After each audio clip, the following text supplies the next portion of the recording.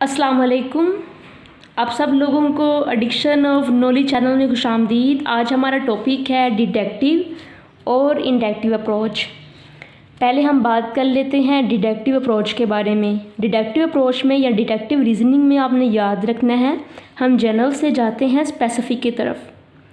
General से specific की तरफ जाने का एक मतलब ये है कि जैसे कोरोना वायरस पूरी दुनिया में फैल गया था। अगर रिसर्चर इस बात पर रिसर्च करते हैं कि कोरोना वायरस आया कहाँ से था, कोरोना वायरस आया था चाइना से। अगर हम फिर और ज़्यादा जाते हैं स्पेसिफिक की तरफ तो पता चलता है कि आया था वुहान शहर से। अगर हम फिर जाते हैं और ज़्यादा स्पेसिफिक की तरफ तो पता चलता है कि ये गोश्त मार्केट थी, वहाँ से जो लोग थे उनमें पाया जाता था या उनमें ये पहले पाया गया। तो ये क्या किया हम लोगों ने, जनरल से हम लोग गए स्पेसिफिक की तरफ। पहले पूरी दुनिया को हमने देखा, फिर पूरी दुनिया को देखते हुए हम गए उस जगह पे जहाँ से ये आया था। तो इसको बोलते हैं डिडक्टिव अप्रोच।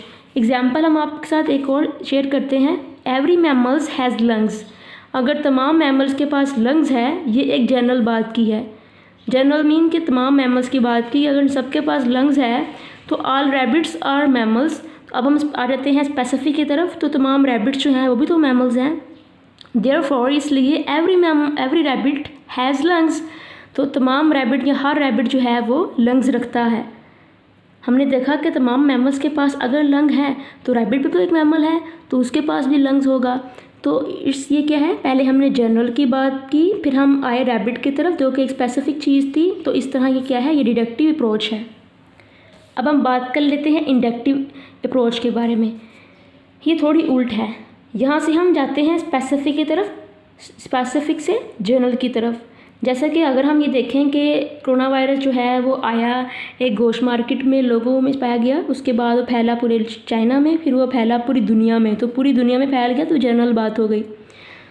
अब हम देखते हैं कि इसकी दो काइंड होती हैं, परफेक्ट और इम्परफेक्ट। जो परफेक्ट होती है उसमें ये होता है कि जो रिज़ल्ट होता है, जो कंक्लूजन होता है based on observation.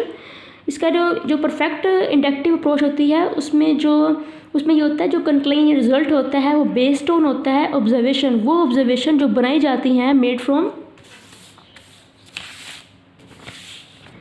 From all members of a group और पॉपुलेशन। तमाम मेंबर्स जो होते हैं किसी ग्रुप के या पॉपुलेशन के, उनके ऊपर रिसर्च करने के बाद जो कंक्लूजन, जो रिज़ल्ट निकलता है उसको हम परफेक्ट इंडक्टिव अप्रोच कहते हैं।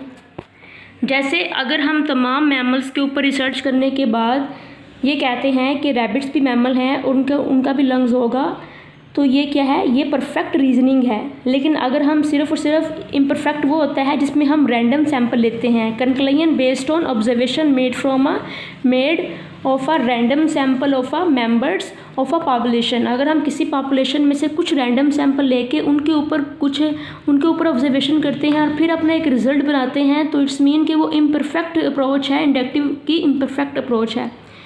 तो उसको हम इम्परफेक्ट इंडक्टिव रीजनिंग कहेंगे।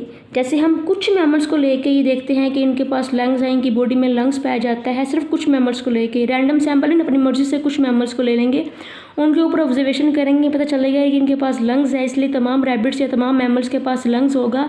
तो इसको हम बोलते हैं इम्परफेक्ट। फ़र्क सिर्फ इतना है कि यहाँ पे रैंडम सैंपल सिर्फ कुछ लोग, कुछ मेंबर, और वहाँ पे ऑल मेंबर, तो इतना फ़र्क है। हम इसकी भी एग्जांपल देख लेते हैं। Some rabbits that have been observed have lungs. कुछ रैबिट जिनको देखा गया कि इनके पास लंग्स है, therefore every rabbit has a lung. इसलिए हम कह सकते हैं कि तमाम रैबिट्स के पास लंग्स होता है। तो ये स्पेसिफिक से हम जनरल की तरफ गए। Thank you so much. Channel को सब्सक्राइब करना मत भूलिएगा क्योंकि मुझे आप लोगों की सजेशन की ज़रूरत है। Thank you.